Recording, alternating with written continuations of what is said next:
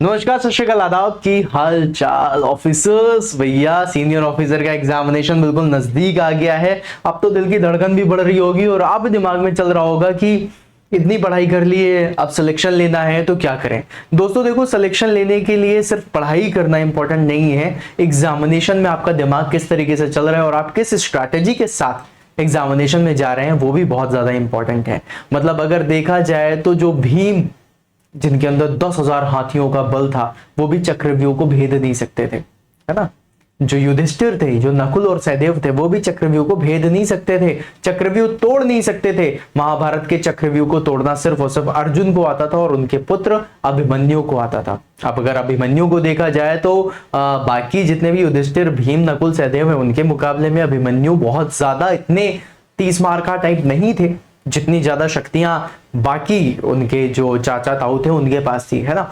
लेकिन उसके बाद भी अभिमन्यु को आता था। क्यों? क्योंकि वो स्ट्रैटेजिकली चल रहे थे, वो दिमाग से चल रहे थे, इसलिए वो चक्रव्यूह को भेद सकते थे। बाहर निकलना नहीं आता था क्योंकि वो चीज उन्होंने सुनी नहीं थी, राइट। इसकी स्ट्रैटेजी नहीं पता थी। तो अगर आप किसी एक स्ट्रैटेजी के थ्रू बढ़ते हो और अगर आपने थोड़ा सा नॉलेज भी या फिर स्टडी भी कम करी है, उसके बाद भी आप सिलेक्शन ले सकते हो, मेरा ऐसा मानना है। क्योंकि आपकी एक स्ट्रैटेजी अच्छे तरीके से चलेगी, अगर एग्जामिनेशन में आपका दिमाग बढ़िया काम किया तो आप बढ़िया तरीके से सिलेक्शन तक पहुंच सकते हो।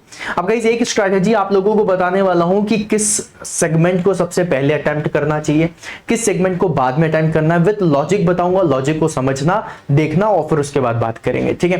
गाइस, यहां पर एक बात है कि अगर मैं देखूं एग्जामिनेशन में हमसे क्या क्या पूछा जाने वाला है, general awareness, English, aptitude, reasoning और हमारे जो कंसर्न स्ट्रीम है उसके क्वेश्चंस आएंगे। 90 मिनट का पेपर होगा, 100 क्वेश्चन है, 100 मार्क्स के हैं। और सबसे ज्यादा इंपॉर्टेंट चीज ये है कि कोई भी नेगेटिव मार्किंग नहीं होनी इस एग्जामिनेशन में। बहुत अच्छी बात है भाई, नेगेटिव मार्किंग नहीं है, इससे अच्छा और क्या ही हो सकता है ना। अब गाइस, यहां पर ये जो आप लोगों को क्वेश्चंस दिखाई दे रहे हैं और साथ में इनके मार्क्स दिखाई दे रहे हैं, मतलब अगर हमें 100 मार्क्स में मैक्सिमम मार्क्स गेन करना है तो हम किस तरीके से करें। सबसे पहले टाइम डिस्ट्रीब्यूशन को देखेंगे कि किस तरीके से टाइम को डिस्ट्रीब्यूट करें। फिर उसके बाद देखेंगे कि हमारा पहले नंबर पे हमें क्या अटेम्प्ट करना चाहिए, दूसरे में क्या करना चाहिए। अगर मैं एग्जामिनेशन देने जाऊंगा तो मैं किस तरीके से आगे बढ़ूंगा, मैं तुमको वो बता रहा हूं। उसको समझना, फील करना, और अगर तुम्हें लगे कि चीजें हाँ सही हैं तो आप ये वाली टेक्निक जरूर अपनाना। आपको देखना जो मार्क्स आप गेन करने वाले हो उससे तो ज्यादा ही मार्क्स आप गेन करेंगे, ये पक्का वादा है। तो आपके कोई क्वेश्चन नहीं छूटेंगे, सारे क्वेश्चन अटेम्प्ट करके आओगे और किस तरीके से आगे बढ़ना है वो भी बताऊंगा। तो गाइस, अगर मैं आप लोगों से बात करूं यहां पर general awareness, English, aptitude, reasoning और ये कंसर्न स्ट्रीम जो तुम्हारी होने वाली है, इन 5 चीजों को कैसे डील करना है। तो गाइस देखो, हमारे पास 90 मिनट है। अगर ये 90 मिनट है तो मुझे एक चीज बहुत अच्छे से पता है, दैट जनरल अवेयरनेस और इंग्लिश एक ऐसी चीज होती है जिसमें आप दिमाग नहीं लगा सकते, है ना। अगर तुम्हें बनता है तो बनता है, नहीं बनता तो नहीं बनता, ये सिंपल सी बात है। अगर मैं तुमसे पूछ लूं एलिजाबेथ के बेटे का क्या नाम है तो तुम क्या बताओगे। अगर मैं तुमसे पूछ लूं कि जो साइमन कमीशन में साइमन था, है ना, उसका पूरा नाम क्या था, अगर तुम्हें बनता है तो बहुत अच्छी बात है, नहीं बनता तो नहीं बनता है।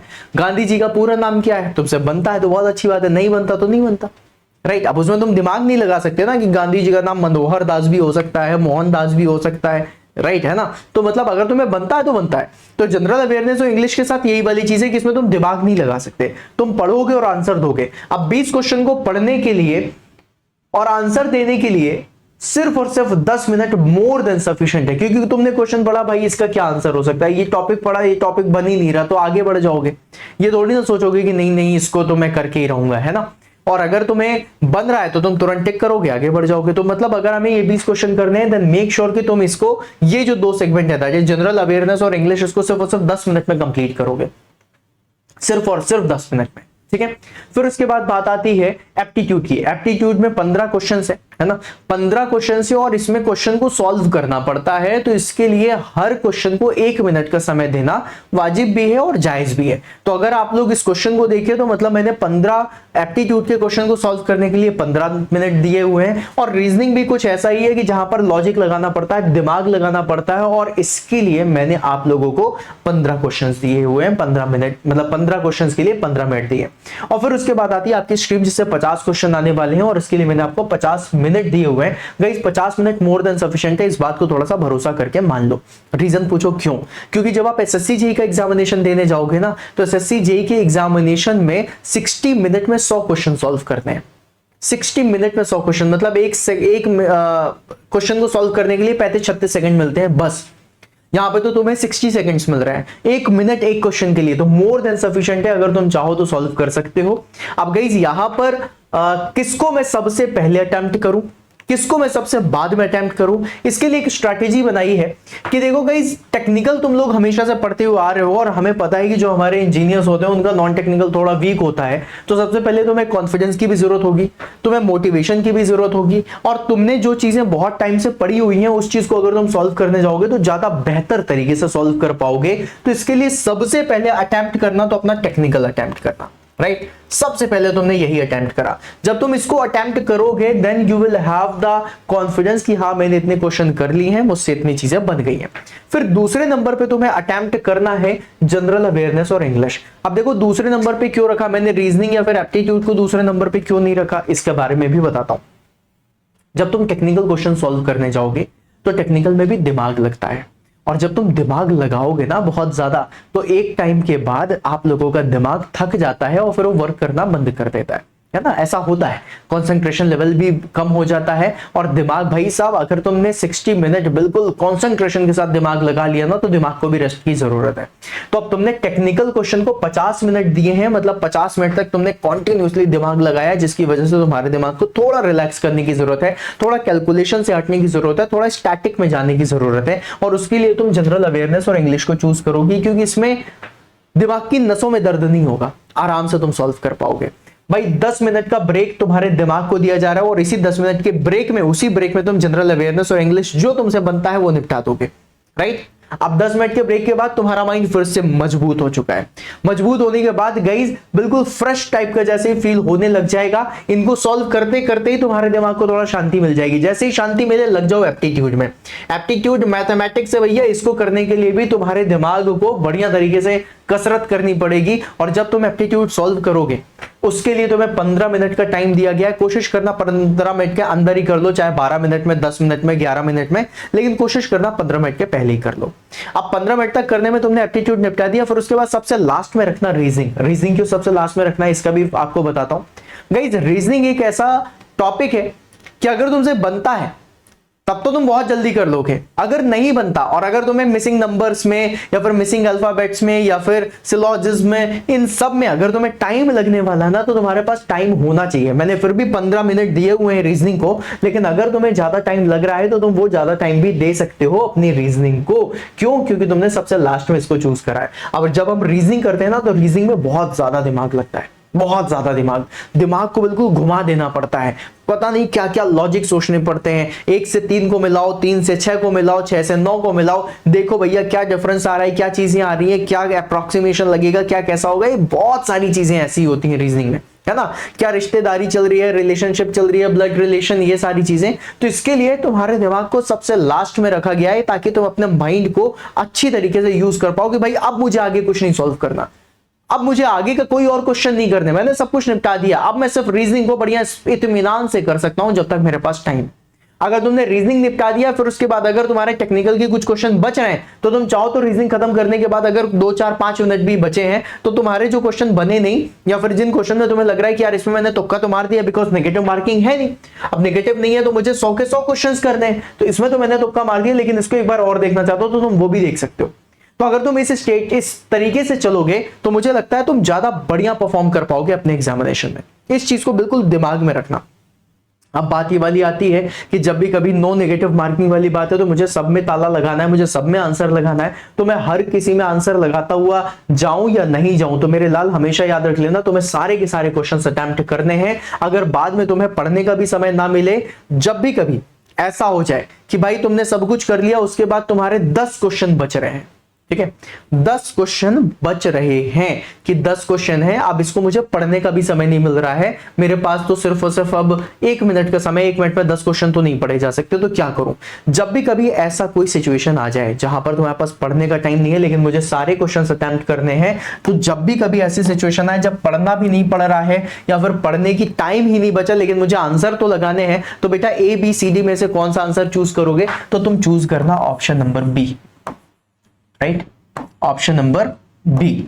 जब भी कभी तुम्हें ऐसा लगे कि जब भी कभी तुम्हारे पास समय ही नहीं है क्वेश्चन को पढ़ने का और तुम्हें फटाफट से आंसर देना है क्योंकि टाइम ही नहीं है, लेकिन अटेम्प्ट सब करूंगा, तो अब 10 क्वेश्चन बचे, 5 बचे, 8 बचे, 15 बचे, जितने भी क्वेश्चन बच रहे हैं सबका आंसर बी लगा के आना, एक तरफ से बी लगा के आना। ठीक है, अब इसका भी लॉजिक है। लॉजिक क्या है ये भी आपको बताता हूं गाइज। ऑप्शन नंबर बी क्यों? क्योंकि जो आप लोगों का ऑप्शन नंबर ए होता है ये मोस्ट कॉमन रॉन्ग आंसर के लिए रखा जाता है, राइट? ये किसके लिए होता है? कॉमन रॉन्ग आंसर के लिए। जब भी कभी एग्जामिनर आप लोगों को एग्जाम सेट करता है तो वो जब भी कभी आपको ऑप्शन देगा तो ऑप्शन नंबर ए वो ऑप्शन देगा जो कॉमनली सब लोग आंसर गलत करेंगे, राइट? तो मोस्ट कॉमन रॉन्ग आंसर जो रखा जाता है वो कौन सा रखा जाता है? Option number A. और ऑप्शन नंबर ए के जस्ट नीचे साइकोलॉजिकली ऑप्शन नंबर बी पे मोस्टली राइट आंसर रखे जाते हैं। मोस्टली या तो बी में रखे जाते हैं या सी में रखे जाते हैं, राइट? डी में भी रेयरेस्ट ऑफ द रेयर होता है, मतलब 100 में से तुम ये समझ लो 10% ऐसे चांसेस होते हैं जहां पर ऑप्शन नंबर डी हो। ठीक है, बाकी बचे 70 to 80% चांसेस होते हैं या तो आंसर बी होगा या सी होगा। और बी और सी में भी अगर मैं ज्यादा प्रोबेबिलिटी देखूं तो बी की होती है। इसलिए मैंने तुम्हें बोला कि अगर तुम्हारे पास क्वेश्चन पढ़ने का भी समय नहीं और तुम्हें आंसर लगाना हो तो बी ऑप्शन चूज करके आना, ये तुम्हारा सही होगा। ठीक है, अब उसके बाद गाइस कई बार ऐसा होता है कि एग्जामिनेशन में आप लोगों को जो क्वेश्चंस मिलते हैं वो क्वेश्चन तुमने ना तो पढ़ा है या फिर पढ़ा है लेकिन उसका आंसर नहीं पता। यूज एलिमिनेशन मेथड, आंसर तो नहीं पता लेकिन अगर मैंने ये पता कर लिया कि भैया इसका आंसर ये तो नहीं हो सकता, क्या होगा इसका आंसर ये मुझे नहीं पता लेकिन ये तो नहीं हो सकता। अगर तुम ऐसा करते हो और 4 ऑप्शन में से तुमने एक ऑप्शन हटा दिया तो तुम्हारे पास कितने? 3 ऑप्शन बचे। अगर 3 ऑप्शन बचे तो तुम्हारे पास 33% प्रोबेबिलिटी हो जाती है तुम्हारे क्वेश्चन के सही होने की। और अगर गलती से तुमने 2 ऑप्शन हटा दिए कि ये दो तो आंसर नहीं हो सकते तो तुम्हारे ऑप्शन के सही होने की जो प्रोबेबिलिटी हो जाती है वो 50% हो जाती है। और अगर तुमने सीधा सीधा एक ही ऑप्शन बचाया है तो तुम्हारी सही होने की प्रोबेबिलिटी 100% हो जाती है। तो एलिमिनेशन मेथड का यूज करना, अगर तुमने इस तरीके से करा तो तुम्हारे 50% और 100% के चांसेस बन जाते हैं अगर तुमने ऑप्शन को एलिमिनेट करके देख लिया, राइट? फिर गाइस इसके बाद एक चीज और है, जब हम बहुत सारी पढ़ाई कर लेते हैं ना तो हमारे अंदर एक मर्दों में ना, और हम एस्पिरेंट्स में खासकर बोलूं, और एस्पिरेंट्स में लड़कों के अंदर एक अलग ही तरीके का ईगो आ जाता है कि ये क्वेश्चन तो मैं सॉल्व कर ही लूंगा। मेरे अंदर भी था, ठीक है, बाद में तो उसको बिल्कुल गला घोट के मैंने मार दिया उस ईगो को कि ये क्वेश्चन तो मैं सॉल्व कर ही लूंगा। बनता तो अच्छी बात है, नहीं बनता तो आगे बढ़ जाता हूं मैं, ठीक है, क्योंकि टाइम खेल होता है। एग्जामिनर की एक बहुत अच्छी एक स्ट्रैटेजी होती है कि कुछ क्वेश्चन ऐसे डालते हैं जो लगते हैं कि ये तो सही सॉल्व हो ही जाएगा लेकिन वो होता नहीं है। हर बार आंसर गलत आता है, कभी भी ऑप्शन से मैच नहीं होता और हमें लगता है अब ये क्वेश्चन तो मुझसे तो कैसे नहीं होगा, मैं तो उसको करके रहूंगा। और इसी तरीके की क्वेश्चन में कई बार 5 मिनट 10 मिनट का समय लग जाता है। भाई 10 मिनट का समय लगाना मतलब 10 क्वेश्चन में तुमको आंसर देना था जो तुम नहीं दे पाए। तो हमेशा याद रख लेना कि अगर कोई भी ऐसा क्वेश्चन है जिसमें तुम फंस रहे हो और गलती से 1 मिनट से आगे तुम चले गए तो 90 सेकंड से ज्यादा तुम किसी भी क्वेश्चन के आंसर में टाइम नहीं दोगे, चाहे वो रीजनिंग हो, चाहे वो एप्टीट्यूड हो, चाहे वो जनरल अवेयरनेस हो या फिर तुम्हारे खुद इंजीनियरिंग का सवाल क्यों ना हो। 90 सेकंड से ज्यादा तुम्हें किसी भी क्वेश्चन में देना ही नहीं है। 90 सेकंड तो मैं वो वर्स्ट टू वर्स्ट के सिनेरियो बता रहा हूं कि भाई कुछ समझ में नहीं आया, दिमाग भी लगा लिया। 90 second is more than sufficient for your mind to recall everything whatever you want to recall. तुम्हारा दिमाग तुम्हारे कंप्यूटर से तेज एक्चुअली में चलता है। अगर तुम्हें कोई चीज याद हो तुम खटाक से आंसर दे दो, गूगल से पहले तुम्हारे आंसर आ जाएंगे, है ना? तुम्हारा दिमाग इतना तेज है कि तुम 90 सेकंड में आंसर निकाल सकते हो। अगर 90 सेकंड में आंसर नहीं आ रहा है इट मींस कि तुम वो उस जगह पे अप्रोच तुम्हारी सही नहीं है या फिर तुम सही तरीके से वो तुम्हारे दिमाग में क्लिक नहीं कर रहा है, तभी तुम आंसर नहीं दे पा रहे हो। तो 90 सेकंड से ज्यादा का टाइम मत देना, ठीक है? और गाइस अब समय आ गया है भर भर के टेस्ट सीरीज लगाने का। अगर तुम अभी भी टेस्ट सीरीज नहीं लगा रहे हो तो गलती कर रहे हो मेरे भाई, है ना? तो अब टेस्ट सीरीज लगाओ, भर भर के टेस्ट सीरीज लगाओ। इस टेस्ट सीरीज के लिए आप लोगों के लिए ऑयल इंडिया की टेस्ट सीरीज आ चुकी है सीनियर ऑफिसर की, जहां पर आपको भर भर के क्वेश्चंस मिलेंगे, नेक्स्ट लेवल के क्वेश्चंस मिलेंगे। इन क्वेश्चंस की प्रैक्टिस करो बढ़िया तरीके से। अब ये टेस्ट सीरीज तुम्हें कहां मिलेगी? एग्जाम ऑन एजुकेशन के एप्लीकेशन पे। ये है एग्जाम ऑन एजुकेशन का एप्लीकेशन, इसको इंस्टॉल कर लीजिएगा। अगर कर लिया तो बहुत अच्छी बात है, नहीं कर रहा है तो करिए। और यहां पर जाकर के आप लोगों की जो टेस्ट सीरीज है इसको सीनियर ऑफिसर की स्कोर बूस्टर इसको जरूर अटेम्प्ट करो। साथ में आप लोगों को बता दो भाई दिवाली का त्योहार आ चुका है और दिवाली में आप लोगों को बम्पर डिस्काउंट भी मिल रहा है। एग्जाम ऑन एजुकेशन में आज तक इतना ज्यादा डिस्काउंट किसी को नहीं मिला, और वो डिस्काउंट है 1000 रुपीज प्लस 101 रुपीज, मतलब 101 रुपए का शगन और 1000 का डिस्काउंट, मतलब टोटल मिला करके 1101 रुपए का तुम्हें डिस्काउंट मिलेगा। साथ में 6 मंथ्स की करंट अफेयर्स भी मिलेगी। तो इतनी सारी चीजें तुम्हें मिल रही हैं, और ये ऑफर चल रहा है 16 से 22 तक। तो भैया 16 से 22 तक के बीच में तुम लोग टेस्ट सीरीज भी लगाना शुरू कर दो, और अगर किसी बैचेस में जाने का मन भी है तो इसी टाइम पे चले जाना। आगे एग्जामिनेशन का मत रखना कि एग्जाम दे दो फिर उसके बाद सोचूं, क्योंकि जब तक सिलेक्शन नहीं होगा तब तक तुम्हें तैयारी करते ही रहना है। एग्जाम अच्छा भी चला जाए उसके बाद भी तैयारी करते रहना, क्योंकि आगे तुम्हारे पास बहुत सारी अपॉर्चुनिटीज हैं, और कई सारे एग्जामिनेशन को अपनी जेब में रख करके घूमो कि जिसमें मन होगा उसमें जाऊंगा, ठीक है। और इसी के साथ आज का सेशन एंड करेंगे। आई बिलीव आपको सेशन अच्छा लगा होगा। अगर सेशन अच्छा लगा है तो सेशन को लाइक जरूर करना, चैनल को सब्सक्राइब कर लो, एग्जाम ऑन एजुकेशन को इंस्टॉल कर लो, और बढ़िया तरीके से तैयारी करना शुरू कर दो, ठीक है। तो टेस्ट सीरीज जरूर लगाना मेरे भाई, और जो भी तुम्हें डाउट होंगे वो सारे डाउट मैं तुम्हारे यहाँ पे जरूर क्लियर करूंगा। मिलते हैं फिर अपन नेक्स्ट सेशन में, तब तक के लिए बाय बाय।